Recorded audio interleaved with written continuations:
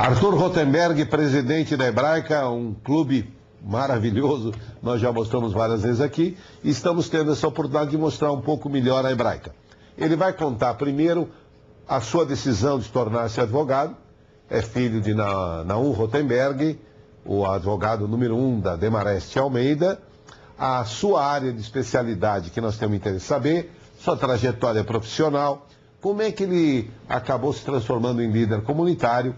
Tive a felicidade de contar com Arthur Rotenberg, no primeiro mandato que exerci na Hebraica, como segundo secretário. E hoje é o presidente, aliás, pela segunda vez, com total mérito. Ele vai também falar dos desafios de ser presidente da Hebraica. Dr. Arthur Rotenberg. Arthur é presidente da Hebraica, um advogado de renome, filho de outro advogado de renome. Arthur, você já nasceu com uma profissão definida ou aconteceu? Acho que nasceu um advogado. Apesar dos meus irmãos não serem advogados e serem mais velhos que eu, acho que nasceu um advogado, porque desde pequeno eu tenho tendências de ciências humanas. Nunca tive muita aptidão para exatas ou para biológicas, e então a inclinação natural dentro das ciências humanas seria eventualmente seguir a carreira do meu pai, né? E é normal a criança sempre ter um espelho no pai, mas para te falar a verdade, acho que nasceu um advogado inconsciente. Eu não me preocupei com esse tipo de coisa até um determinado momento da minha vida, até pós-adolescência eu não estava, não era aquela pessoa, bom, eu vou ser advogado desde a infância, mas acho que a tendência natural era essa pela minha própria característica. Gostaria que você comentasse conosco um pouco da tua trajetória profissional, da sua trajetória na área do direito. Bom, eu sou formado pela PUC em 1981, na turma de 1981. Comecei a trabalhar como estagiário em 1979 já. E depois de formado, eu trabalhei num escritório chamado Demarest Almeida, que meu pai era um dos sócios, durante muitos anos. Fiquei lá até 92, então de 79 a 92 eu trabalhei no Demarest Almeida e fiz várias áreas do direito, porque como é um escritório bastante grande, ele é departamentalizado. Eu trabalhei na área litigiosa, trabalhei na área de investimentos externos, trabalhei na área societária, e em 1984 eu fui para os Estados Unidos fazer mestrado em Direito Comparado. Eu fiz um mestrado de 1 ano em Illinois, na faculdade de Illinois, que fica localizada em Champaign-Urbana. É uma cidadezinha americana, típica cidade americana, a 2 horas mais ou menos de Chicago. E depois do mestrado, eu trabalhei em Nova York, num escritório muito grande chamado Winthrop Stimson, durante 6 meses. Fiz um estágio lá de 6 meses, aí no próprio ambiente de trabalho americano, e acabei voltando depois disso para o Brasil e continuei minha carreira no Demarest Almeida até 1992, quando eu tomei a decisão de deixar o escritório e fazer o meu próprio escritório, ou melhor, me juntar ao meu escritório atual, do qual eu sou sócio, que é o Lima Gonçalves Jambor Rotenberg Silveira Bueno, fundado por um antigo colega meu de faculdade e por um outro colega formado na USP. Na época, um escritório com 4 ou 5 pessoas, eu ainda praticamente com apenas 11 anos de formado, bastante novo, e os meus sócios tiveram a coragem, em 1981, depois de sairmos da escola, de fundarem esse escritório. Então, eles andaram aí 11 anos na minha frente. E de lá para cá, estão 30 anos já que o escritório existe, eu já estou lá há quase 20. O escritório de um escritório pequeno, de 5, 6, 7 advogados, hoje é um escritório de 30 advogados, saiu do centro da cidade, está na Faria Lima, e é um escritório de porte médio, um ambiente de trabalho maravilhoso, muito bom de trabalhar, um escritório que já tem um nome no mercado. Nós temos um padrão de trabalho muito parecido com os grandes escritórios, mas é um escritório de porte médio, onde a gente tenta dar um serviço mais personalizado para os nossos clientes. Nós atendemos clientes multinacionais, empresas nacionais, indivíduos, enfim, fazemos todas as áreas. Então, na parte do direito é isso. Eu sou filiado à OAB, à Associação dos Advogados, a uma entidade chamada Advogados Judeus do Mundo, Jewish World Lawyers. Enfim, essa é a minha carreira profissional. Hoje em dia, Arthur, você é sócio de um importante escritório que atua em várias frentes. Por exemplo, franquias, investimentos externos, contencioso, administrativo, tributário. Qual que é a tua especialidade? A minha área é empresarial, né? Societária e realizações de negócios, compra e venda de empresas, contratos em geral, é a parte empresarial. Essa é a parte que eu me dedico. E realmente o escritório tem todas as áreas que você citou e até mais algumas. Então, nós temos a cada sócio responsável por uma determinada área, algumas áreas até com mais de um sócio, e atuamos em todas essas áreas. Você é um importante líder comunitário. Como que aconteceu? Como que surgiu o líder comunitário Arthur Rotenberg? Fábio, da mesma forma que surgiu o profissional, exceção feita ao futebol, que eu tinha um talento nato, modéstia à parte, mas tinha mesmo, onde eu já, com 4, 5 anos, já sabia em que posição eu queria jogar, e comecei a jogar, e virei um atleta, quase que, na época não tinha atletas de futebol de salão, não eram profissionais, hoje eu seria um profissional, mas virei um atleta federado, cheguei à seleção paulista, cheguei à seleção brasileira universitária na FUP, fui campeão em vários campeonatos, cheguei à seleção brasileira que disputou a Maccabiada, enfim, era realmente um talento nato. O resto eu fui andando muito aos poucos, sem um foco definido. Eu quero ser um advogado internacional, como eu falei para você, que eu fui, isso foi decidido na minha pós-adolescência.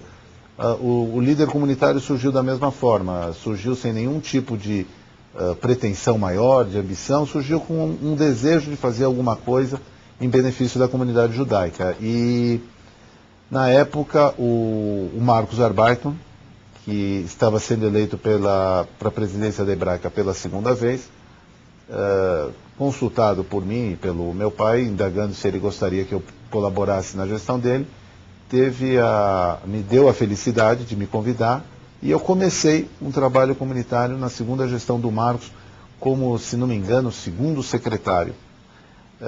Como era uma secretaria, uma área bastante ligada ao direito, eu comecei trabalhando lá, e apesar de não ter essa ambição, como eu falei, de ficar pensando se um dia eu vou ser presidente da Hebraica, se eu vou ser um líder comunitário, não é um negócio que eu tinha na cabeça, as coisas vão andando gradativamente.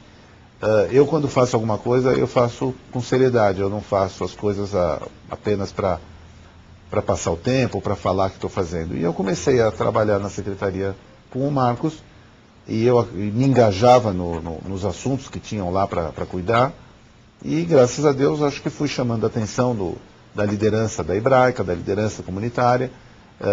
Na gestão seguinte, com o Jacques Terpes, eu já fui convidado para ser o primeiro secretário, depois eu fui secretário-geral, depois eu fui vice-presidente e aglutinei 3 áreas, o que não era comum na época. Foi a vice-presidência administrativa de esportes e juventude, na gestão do Hélio, do Sansão. Eu fui vice-presidente eu nem me lembro mais. Na verdade, houve um trabalho muito intenso, né, de anos e anos, até chegar à presidência da Hebraica. Não caiu de paraquedas. Primeiro que aqui na Hebraica é muito difícil alguém cair de paraquedas na presidência da Hebraica, né? É uma coisa que nós falamos, é uma frase muito usada aqui, que na Hebraica é difícil alguém chegar do nada e ser um presidente, porque o clube é uma cidade, né, um clube com um orçamento de 50 milhões de reais, com muitas atividades, com 24 mil sócios, e é difícil uma pessoa, apenas por ser capaz, chegar aqui e assumir uma presidência, porque ele tem que montar uma base de conhecimento, ele tem que montar uma base de relações, ele tem que montar uma base de conhecimento do clube para poder exercer essa função. Então, realmente eu devo ter sido um dos que mais teve a oportunidade de passar por por diversos cargos da diretoria executiva. O que eu acho que para mim foi importantíssimo. Primeiro, como eu te falei, a ambição de ser presidente do clube não era uma coisa que estava dentro de mim, que eu tinha que ser, porque senão a minha vida seria insatisfatória ou que eu não teria completado um ciclo.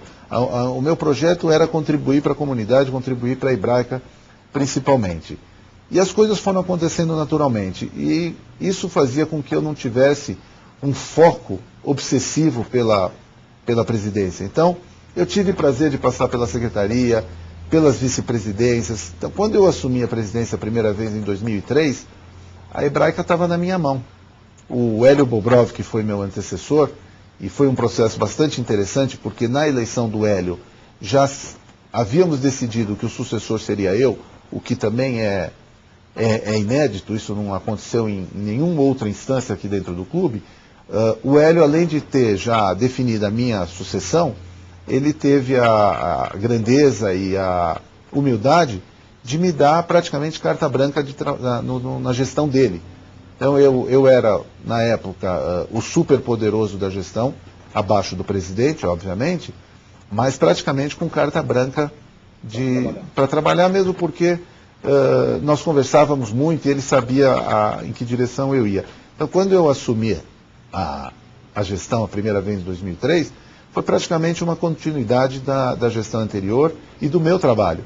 Porque, como eu falei, na gestão do Hélio eu aglutinei vice-presidência de esporte, juventude e escolas, e social, se não me engano, eu não me lembro muito bem. Mas era 50% do clube já estava na minha mão. E eu já fui preparando para que quando eu assumisse a presidência a gente pudesse continuar um trabalho. Então, realmente, você tem toda a razão no que você falou.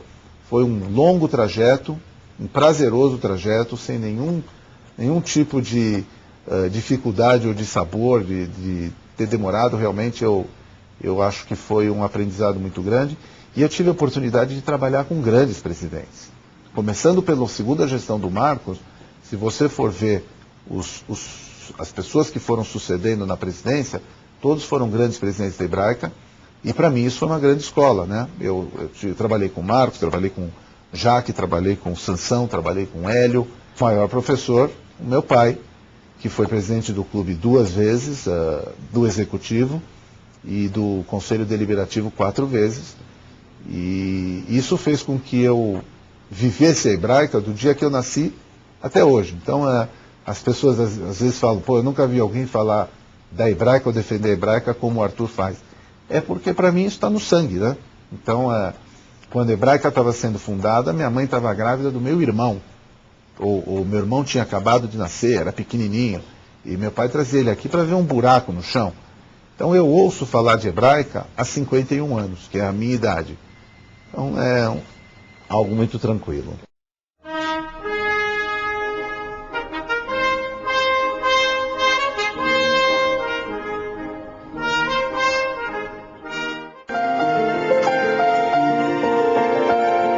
Aqui na AME, as crianças e os jovens encontram um lar. Aqui eles encontram suporte. Aqui eles têm acesso à educação, acompanhamento de especialistas e alimentação preparada e cuidada por nutricionistas. Crianças e jovens que um dia se encontravam em situações críticas e de abandono têm um cantinho especial, tão especial, que permite que eles sonhem e imaginem um futuro melhor. Um futuro com astronautas, advogados, bailarinas e diretores de cinema. E o mais importante, aqui na AME, eles têm a certeza que quando saírem, sonhos se transformam em realidade, não pelo acaso ou pela sorte. Sonhos se transformam em realidade, porque sabem que daqui eles saem prontos para uma vida melhor.